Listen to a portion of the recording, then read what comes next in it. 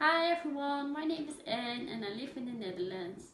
And at the moment I am 35 years old.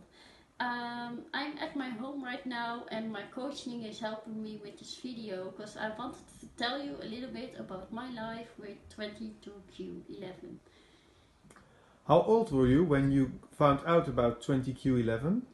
I think I was about 12 or 13 when my parents sat down with me and told me about 22q11.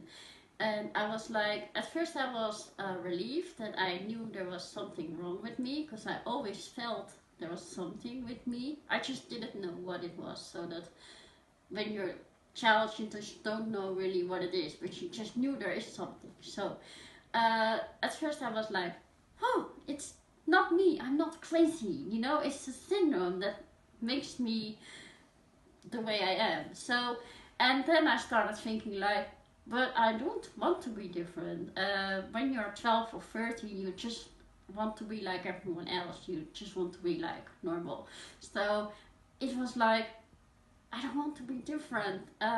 Okay, how do I deal with this? So you go to high school and you think, okay, I try to be normal. I don't want to that everyone knows about it. So, but the other children still knew I was sensitive and I was insecure. So I got bullied a lot, and well, I ended up in a depression. So it was really a difficult time for me. Can you tell me about the process of finding work?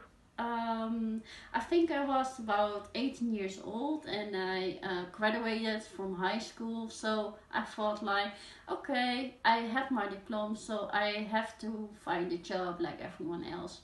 And some work experience were going okay, and others were not going so okay. So I had trouble with the colleagues who didn't understand me because, well, you don't really see anything about me. So I was like trying to be normal. So, um, and then colleagues know there's like something with me because they're like, okay, you already asked me that 10 times. Why don't you still know it already? Or you're really like slowing with the work in progress. So, can't you just speed it up? So I got a little trouble with colleagues because of I didn't want to tell everyone about my syndrome. So it was really hard. And yeah, I just tried to be like everyone else, but it wasn't going that way for me. So it was really a long progress. And I also had education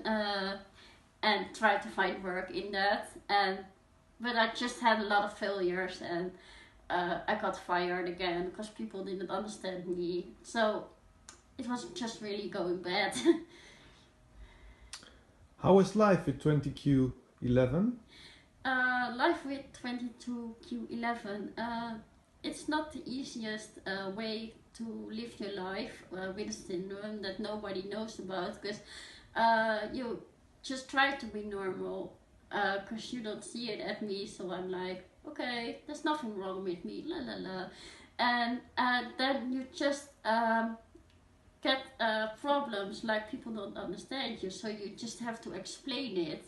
Otherwise, you just keep getting problems like that. So, but then it's like, how do you explain 22q11? It's a syndrome that nobody knows about. So you try to explain it, and then it's like, okay, so I have a disability, and it is called 22q11, and then people go like, okay, 22q11, never heard about it.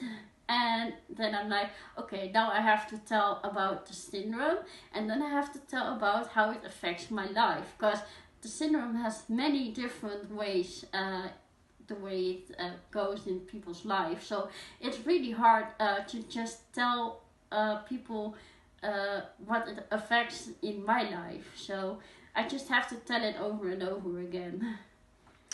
And can you also give some positive examples? All right, positive. I also always try to be positive because even though I have this syndrome, I still can do most of the things in my life that I want to do. I live on my own. and I have a volunteer job. I work with elderly people in healthcare, and I really love what I do, even though it's only like 4 hours in a week.